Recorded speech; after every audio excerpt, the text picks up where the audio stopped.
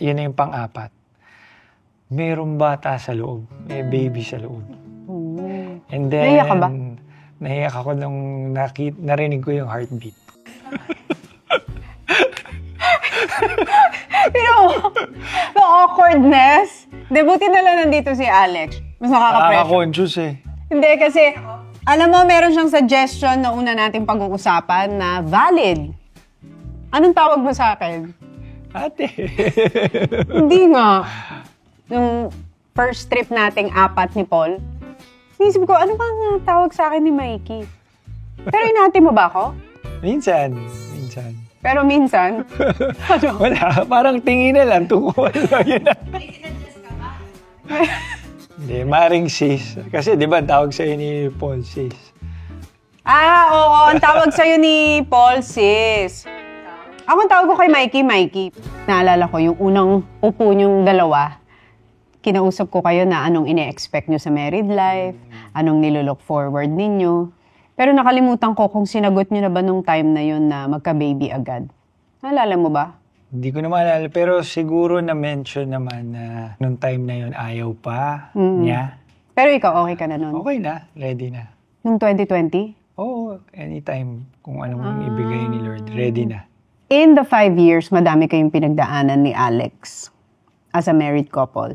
May mga issues na pinagdaanan si Alex. Paano mo siya sinusuportahan pag ganun? Si Catherine, ang gusto lang naman yan kapag may mga ganyan, nandyan ka sa tabi niya at nilalambing mo rin siya. At you're just there for her morally and physically. Naalala ko kasi noon, kinuwento sa akin ni Alex, na nung una mong bumusita sa ASAP, may isang artista na nagtanong sa'yo, bakit ka nandito? Tapos ang sagot mo is, bibisitahin ko si Alex. Tapos ang sagot sa'yo nung artista na yun is, nako, if I were you, wag na si Alex, di ba? Pero tinuloy mo pa rin. Kasi meron kang nakita sa kanya na hindi nakikita nung iba, di ba? Siya talaga yung gusto ko makilala. Tapos nung nakikilala ko siya, unti-unti lumalalim. Ito, parang makakasama ko to habang buhay. Deep inside, pag nakilala mo siya, mabuti at sarap siyang mahalin. Oo. Kasi naniniwala ako na hindi kayang baguhin ng asawa yung asawa niya. Ang pagbabago manggagaling mismo sa sarili mo. Diba? Sa 5 years mong marriage kay Alex, ano yung napansin mo na nabago sa kanya? Tsaka ano yung napansin mo na, ito, I have to live with this? Yung nabago sa kanya, siguro mas patient na rin siya. Mas marunong na rin siyang makisama, na mag-compromise. And then, yung something na nandyan na talaga yung kakulitan niya. Yung minsan stubborn siya. Pero minimal lang naman eh. Overall, talagang okay, masaya naman. Kasi pagkasama mo siya, parang feeling mo, hindi mo na kailangan ng marami pang tao kasi na-occupy niya lahat ng personality na kailangan mo, di ba? Ganun siya for me. Ganun din ba siya sa'yo? Pag mag-isa ako, minsan may trip siya sa abroad, di ba? Hindi ako kasama mag-isa. Pag uuwi ako sa bahay, ramdam mo na empty pag wala siya. Nung nag-asawa kayo ni Alex, public servant ka na? Public servant na. Nung mag-asawa kami. First term? First term na. Paano mo binabalance yung pagiging public servant at pagiging asawa? Ngayon, natututunan ko ng balansehin din yung oras. Kasi minsan kahit magkasama kami, nandun ako sa cellphone, nauso kasi yung messenger, marami na rin nagme-message na tao, humihingi ng tulong din. And parang pag nandyan, parang kailangan kong sagutin. Nakakahiya naman pag hindi. So, I think kailangan din matutunan yung proper balance. Pero paano ka pumayag na yung unang kasal ninyo sa Taytay ka tumira? Okay lang sa akin. Masaya din naman sa Taytay. Nag-enjoy din naman. Kasi sinabi ni Alex na dito muna tayo titira kasi grabe yun. Sabi ko, connecting room kayo ng mami at daddy? Ano ba yan? Nagkasama pa kayo? Parang magkakasama kayong 4. Hindi kasi nung time na yun, pandemic eh. So, dahil may lockdown, pupunta ako sa kanya tapos kailangan ko magstay ng matagal. So, nag-decide na kami na, sige, pakasal na tayo para magkasama na tayo palagi. Dahil nga lockdown, mahirap mabalik-balik. So, dun muna kami. And nag-enjoy ako doon. Masaya yung 1 year doon. Kahit na kailangan kong bumiyahe pa Lipaw, nung at the time na yun, wala pa akong driver eh. Madalas nun, weekend lang ako umuwi. Kaya din siguro kinaya. Tapos feeling ko, yung isa sa mga common denominator, bakit na-attract kayo sa isa't isa is because kung paano kami sa Taytay, ganun ka sa Lipa. Sa family. Bakit kung para sa'yo ang Lipa? Kasi doon nag-start yung pamilya namin, yung great-grandparents ko pa. So, kung hindi dahil sa Lipa, hindi ko mararating or hindi namin may experience kung ano man yung na-experience namin. Nung nakapag-aral kami sa magandang eskwelahan, nakapag-aral din ako sa abroad.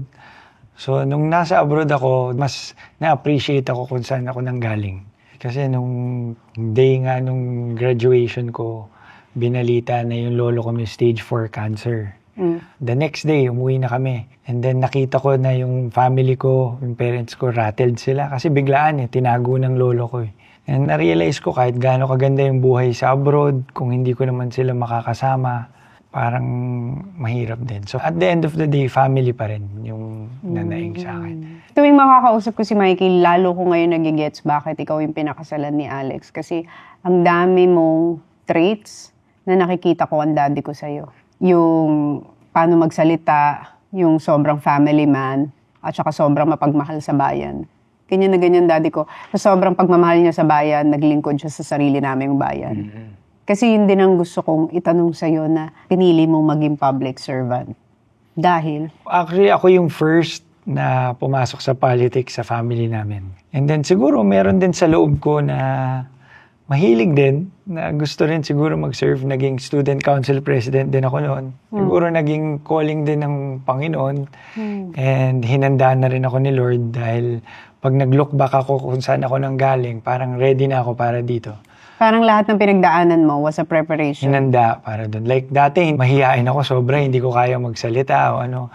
Then nakilala ko si Piolo, di ba, si PJ. Nung na-meet ko siya, ngayon ko nare-realize, doon ako nagkaroon ng kumpiyansa sa sarili. Maging mas confident sa sarili, paano dalhin yung sarili mo. And yung makita na ang pagiging artista pala ay talagang trabaho lang. Kasi hindi ko kakayanin siguro maging manligaw sa o makatuluyan ng isang artista kung hindi dahil kung hindi ko na-experience yung pagiging, yung time namin na madalas kami nagsasama noon sa barkada. Ni PJ. Meron kayong mga pinagdaanan ni Alex in your marriage na hindi naging madali. The first one was, of course, yung miscarriage. Kasi tuwing magkausap kami, nasa-share niya yung experiences niya. Tapos ang tatanong ko sa kanya, kamusta si Mikey? Like yung first one, paano mo hinandle yun? Yung first one, hindi ko rin talaga naisip na parang posible pala magkakaroon ng miscarriage. Akala mo tuloy-tuloy na? Oo, kasi di ba pag yung mga kaibigan mo, pag may mga nabubuntis, dire-diretso lang. Walang problema. Siguro yun yung pinaka super masakit sa akin nung ano. Kasi excited talaga eh. And then, yun nga, blighted ovum. So, ibig sabihin, walang nag-develop na embryo, walang baby. And siguro yun yung naisip namin, na pag-usapan namin mag-asawa na kahit papano wala pa naman buhay doon. Hindi lang talaga time pa. Doon sa second one, paano mo tinignan? Sa second one, yun ay IVF. So, we wanted to try na magkaroon, pero hindi rin siya tumuloy, nag-develop. Wala rin naging bahay bata, wala rin ano. So, hindi rin siya ganun na-manage pa rin namin. Parang ang tawag naman doon ay chemical pregnancy. Parang yung kanyang HCG or yung hormones tumaas pero hindi din tumuloy. Hindi pa umaabot sa stage na malaki na or ano na. So kahit papano na manage siya mag-asawa. Isa sa mga traits na sinabi sa akin ni Alex na sobrang niyang na-appreciate sa'yo, ewan ko kung na-communicate niya to, is yung patience mo with her. Naalala ko, nung second miscarriage niya, nasa Starbucks daw kayo. Tapos, dahil sa isang order, pumitik daw siya. As in, parang nagwawala levels na talagang... Tapos, hindi niya magets bakit sobra niyang galit. Tapos, dun lang niya na proseso na, postpartum dun sa miscarriage ko, dun sa pangalawa. Pero naalala mo yung incident na yun? Naalala ko yun. Tapos ikaw daw, parang ano ka sa kanya na parang, hindi kita sasabayan. Alam kong may pinagdadaanan ka na. So, parang sinabi niya sa akin, alam mo, doon ko nakita si Mikey as ano talaga siya, as a real partner. Kasi iniintindi niya ako dahil alam niyang meron akong pinagdaanan. Nagre-research kasi ako lagi sa mga forums ng mga mami, mga buntis. Laging ang tip sa akin o ang pinapayo sa akin ng mga kaibigan ko na iba talaga ang pinagdadaanan ng babae pagdating sa pregnancy. And kita ko rin, no, yung height ng emotions, ang saya mo, tapos mag-aabang-abang-abang ka, tapos biglang mawawala. Lalo na yung IVF, nakita ko yung pinagdaanan ni Catherine bago kunin yung embryo sa kanya. Ilang injections, ilang punta, ilang trabaho rin na hindi matutuloy.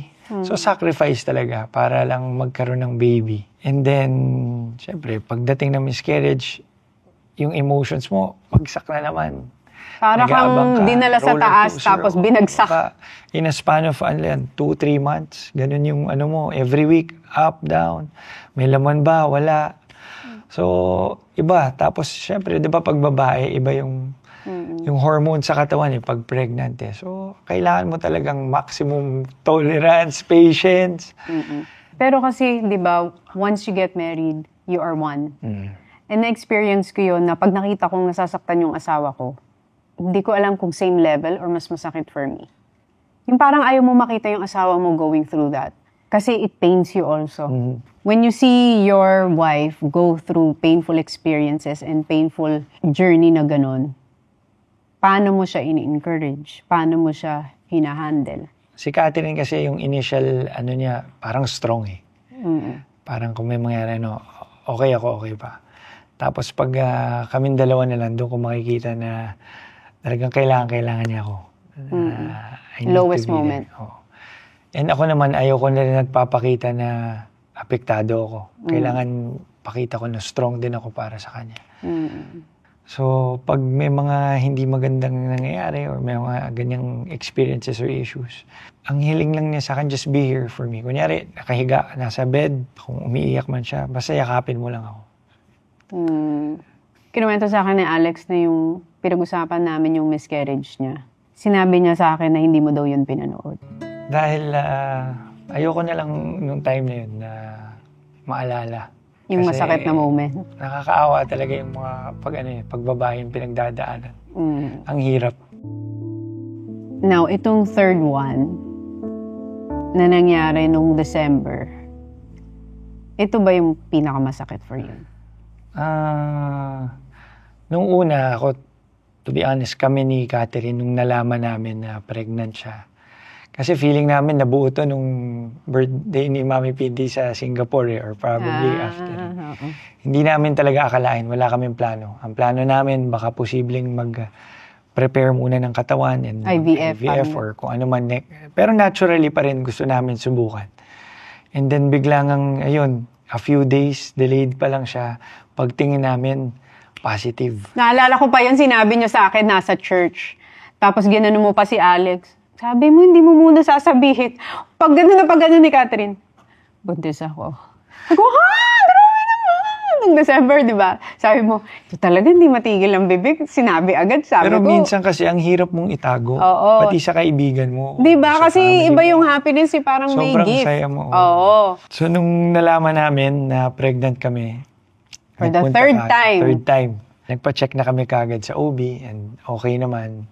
Tapos, nag-decide na kami na mag-iingat na talaga siya. And then the second week, okay pa yung ultrasound.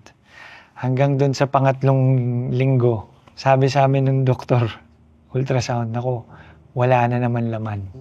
Blighted ovum ulit. So, talagang bumagsak ulit yung namin. Pero, mas kaya compared dun sa una. Kasi nakailan na kami. Kaya ang feeling namin, mararamdaman namin yung saya pag nakarinig na kami ng tibok ng puso o makakita kami ng embryo kasi hindi pa kami umaabot dun sa punto na meron laging dalawang wala no? Meron may baby na. May life. And then, sakto nag-text yung OB Parang kinukulit siya, daan ka naman, visit ka. Siguro blessing din ni Lord. Naisip namin, sige, pa-second opinion tayo dun. So, the week after, nagpunta kami. Pagdating namin dun sa ultrasound na yun, yun na yung pang-apat. Mayroong bata sa loob, may baby sa loob. And then, naiyak ka ba? Naiyak ako nung narinig ko yung heartbeat. Nakakaiyak mo. Yung heartbeat. First time ko nakarinig ng heartbeat. Sa third try. Pero ang masakit doon kasi ang sabi sa amin, wala nang laman. So nung nagpunta kami, nagdadasal kami the week before. Si Catherine, niiyak din talaga siya. Tapos pray siya ng pray. Nagsasabi, may makikitang baby the following week. Tapos nasa church pa kami noon, sabi niya, next visit ko, i-check ko my heartbeat. Nag-pray daw siya kay God. Sabi niya, Lord, give me a sign.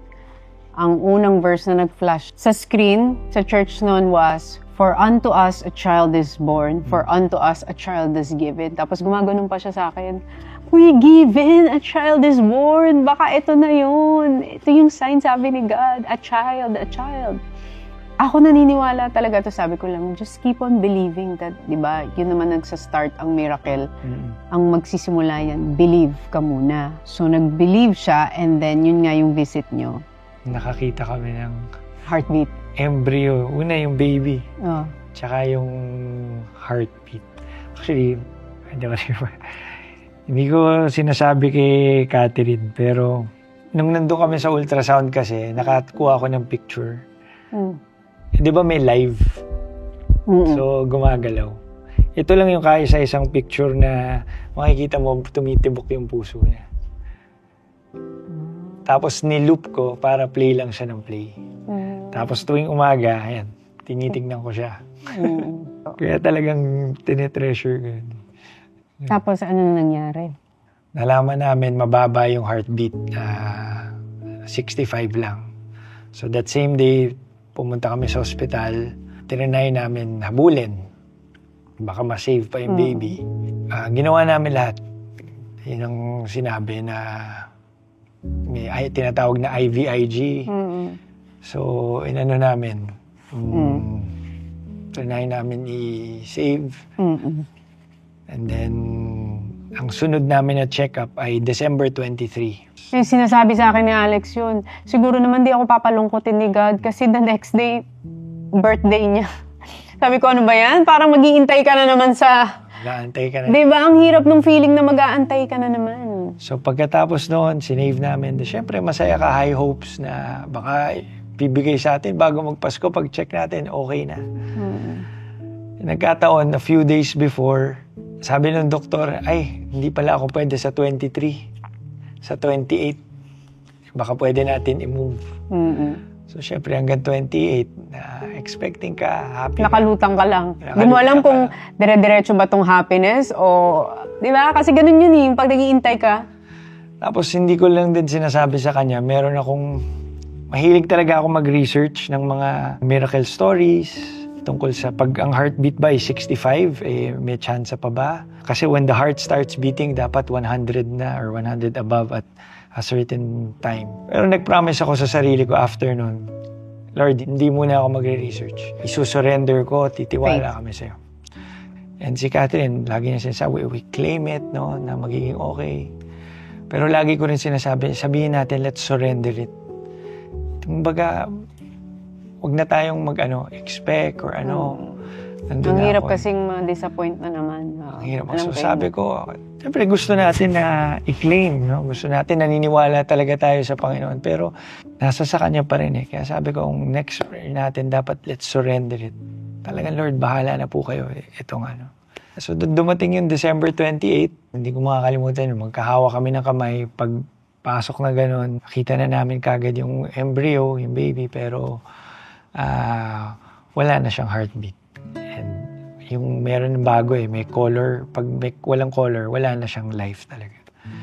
So nagkatingin na kami, gumalo na lang kami. We accepted it. Si Catherine, anong sinabi sa'yo? Si Catherine, yung unang ganyan, strong siya eh. Pero nung umuwi kami nung gabi,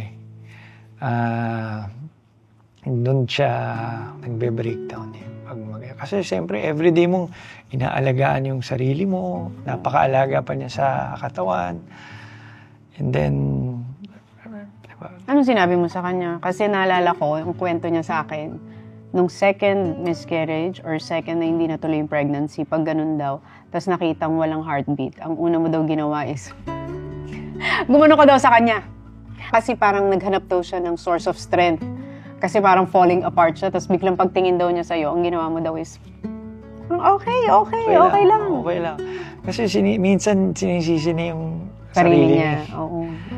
Tapos hindi ko makakalimutan okay na, wala na nga. At sabi ng doktor, kailangan na niyang uminom para mag-bleed siya. Nung umuwi kami, kakabili lang ng gamot. Tinatanong niya sa akin kung may chance pa ba bago inumin. Anong sinabi mo? Wala na. Yun talaga yung kinaawa ko sa kanya. Kasi bago niya tinatanong niya kung baka meron pa bang chance eh. Paano mo sinabi? Naghahanap siya ng truth sa'yo? Sa'yo siya naghanap ng... Doon ako medyo talaga. Hirap sabihin pero wala. Ginanon mo na? Sinabi ko wala na. Naaral na natin. Sinabi na rin. Meron ng findings. Tsaka niya inunom? Nung tsaka na siya nag-start. Naawa ko sa kanya nung i-DNC na siya o yung RASPA, di ba?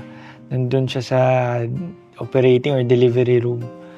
So, lalagyan pa lang siya na anesthesia, nandun siya. Paglingon niya ganun, yung katabi niya, mami, tapos kalalabas lang ng baby.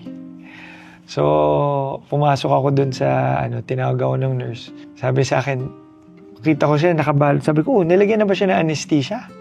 Binalot niya yung sarili niya. Yung pala, umiiyak siya kasi ang katabi niya, may baby shot, aalisin. So, iba talaga yung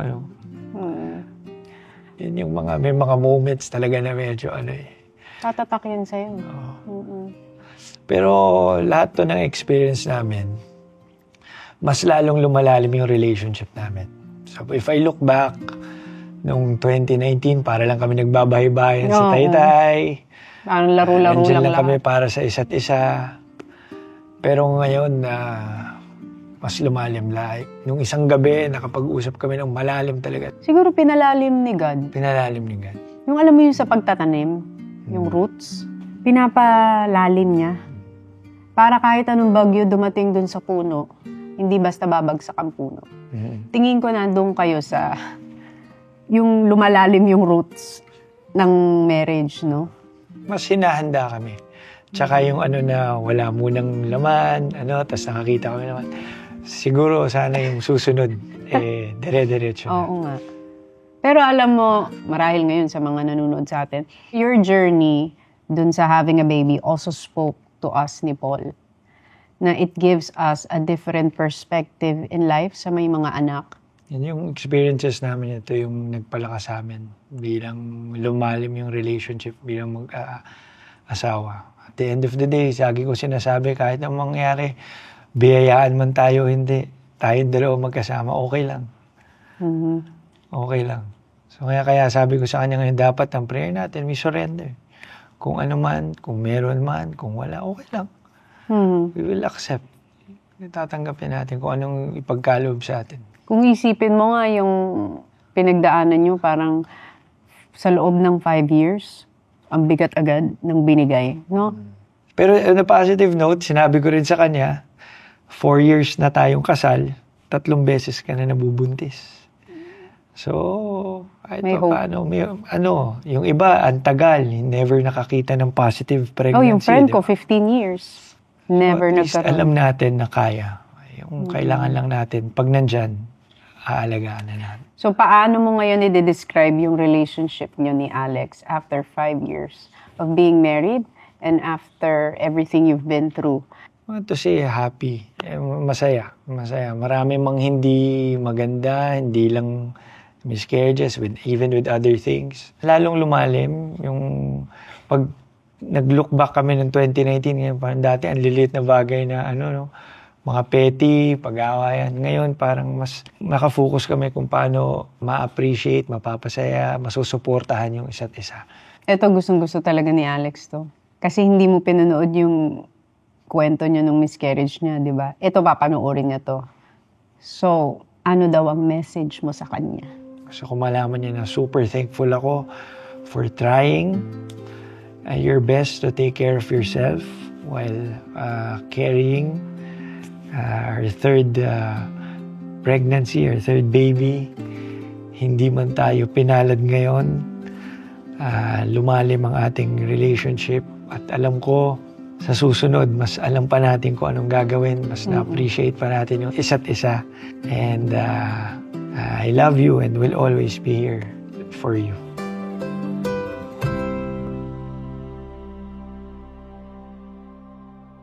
Thank you daw for 3 months na kayanan mo na walang siping dahil pinagbawal.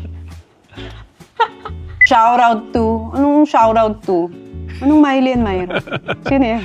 Si Miley is si my left hand. Si Miley ay my right hand. Yun muna kasi ang nagamit for 3 months. Uy, umiyak si Mikey, grabe. Ako nga naiyak eh. Buti nga pinigilan ko na yung sarili ko, kundi pa ako na yung hahagulgul dito. Did you watch it? Let's have a 4-song episode! Here's it.